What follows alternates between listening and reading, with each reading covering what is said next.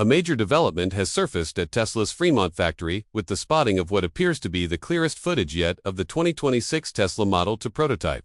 Elon Musk's ambitious statements regarding this vehicle's availability in the U.S. by year's end have taken on new weight as the leaked visuals reveal design elements that depart radically from Tesla's previous engineering approaches. It's not just a matter of aesthetics or evolutionary tweaks. This prototype demonstrates a sweeping overhaul in how Tesla conceives, constructs, and possibly even services its vehicles. Unlike prior leaks that offer only a cursory glimpse into the car's exterior, this deep dive reveals the profound technical restructuring Tesla is enacting, marking a stark contrast from every previous model the company has released. Looking at the design, it's immediately clear that Tesla is doing more than playing with proportions. The placement of the wheels at the absolute extremities of the vehicle's body signifies a disruptive approach to chassis engineering. There appears to be almost no conventional space left for longitudinal force absorption, which is usually necessary for housing suspension components, CRASH, protection zones, and other critical front-end systems. Compared with the Model Y seen adjacent to the prototype in the footage, the Model 2 exhibits a front axle nose length of just 540 to 580 millimeters,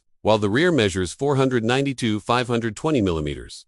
For reference, the Model 3 sports much longer overhangs around 855 millimeters in the front and 835 millimeters in the rear. This nearly 300 millimeters reduction on both ends is staggering in automotive terms and brakes. From industry norms that require generous spacing to fit suspension cradles, auxiliary drive components, and safety deformation zones. To shrink this distance so dramatically suggests a complete reinvention of traditional car construction methods. Tesla is likely incorporating the drivetrain and suspension directly into front and rear gigacast blocks, meaning these formerly separate assemblies are now fused into a monolithic structure. In doing so, Tesla sidesteps the need for side and mounts. This is reminiscent of the strategy being applied in the Cybertruck, where the drive unit is directly integrated into the chassis without intermediary support components. What's emerging is not just a unibody cast. It's a structural architecture previously reserved for high-performance race cars, like those at LA Man's never before attempted at a civilian mass market level. The result is a compact platform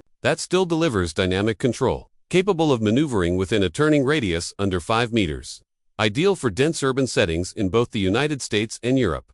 The implications of this design are staggering. Tesla may be pushing the Model 2 to serve in the compact A+ and B segment hatch category, but with unprecedented integration and efficiency. The monolithic drivetrain design, previously impossible in traditional EVs due to part separation, becomes a reality through this gigacasting strategy. It reduces mechanical complexity and production costs while enhancing structural integrity. It's not merely clever. Packaging it represents a declaration of war against conventional automotive design practices. Another, subtle yet transformative design element lies in the roof structure.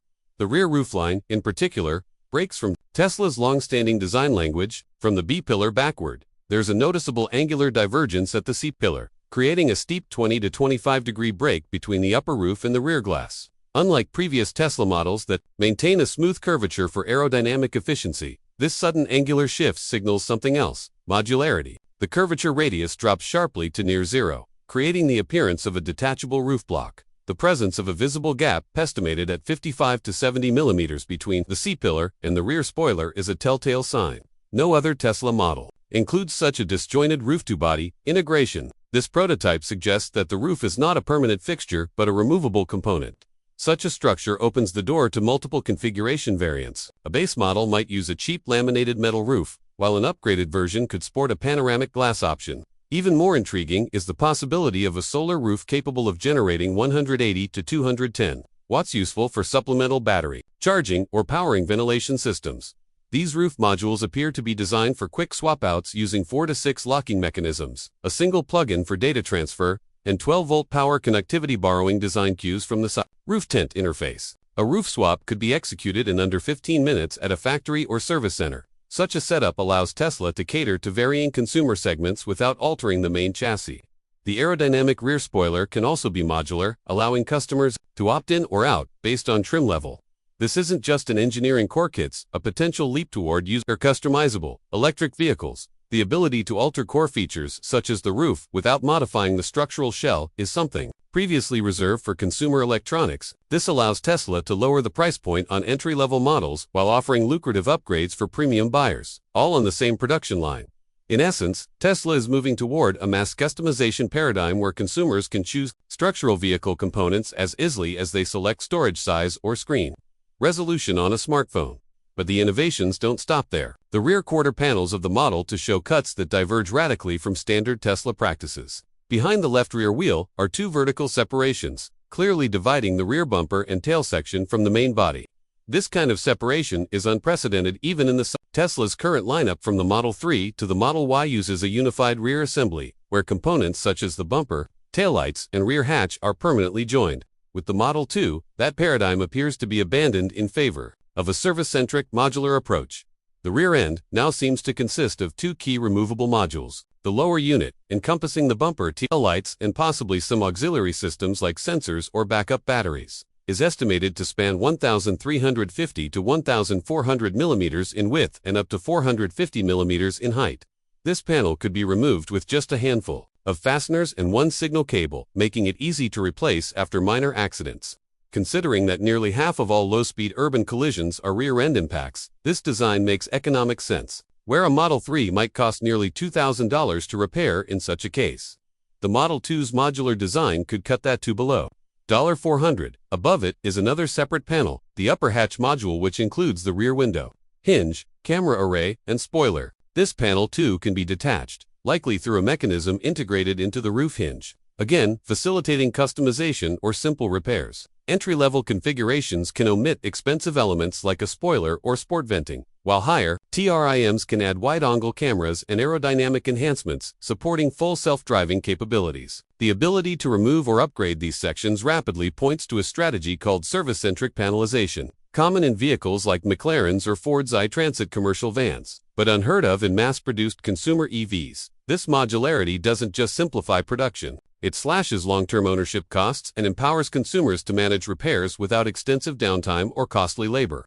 It also sidesteps one of the main advantages Chinese manufacturers like BYD and MG still hold: cost-effective service. With Tesla now minimizing parts and labor costs post-sale, the Model 2 could undercut global competitors, not only in purchase price but in total cost of ownership. Perhaps the most easily overlooked yet crucial detail comes from the white paint. Seen on the leaked prototype, what appears to be a plain white finish is actually indicative of a sophisticated new manufacturing process. Tesla seems to be using an advanced electrochemical paint referred to as heat shield white, which can reduce cabin temperatures by nearly 18 degrees Fahrenheit under sunlight. This directly impacts battery performance, reducing air conditioning loads by up to 13% and increasing summer range by 5 to 7% on small battery vehicles. But beyond the benefits of temperature control, the partial paint application is more revealing. The midsection of the prototype is finished in this high-gloss white, while the front and rear remain unpainted and covered in camouflage fabric.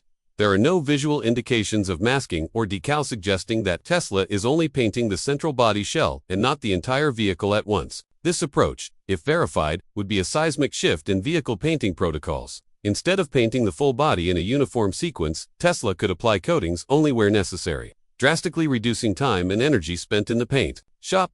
This partial painting strategy could shave 16 to 18 minutes off the 42-minute average required for a full paint cycle, making room for more units on the line and allowing final assembly of front and rear modules after painting. Moreover, this modular painting strategy aligns with the international rollout strategy, one base body shell, with market-specific front and rear add-ons. Whether it's regulatory reflectors for Europe, a specific antenna for India, or modified bumpers for the US, Tesla doesn't need different base chassis. It simply adds the correct modules after painting.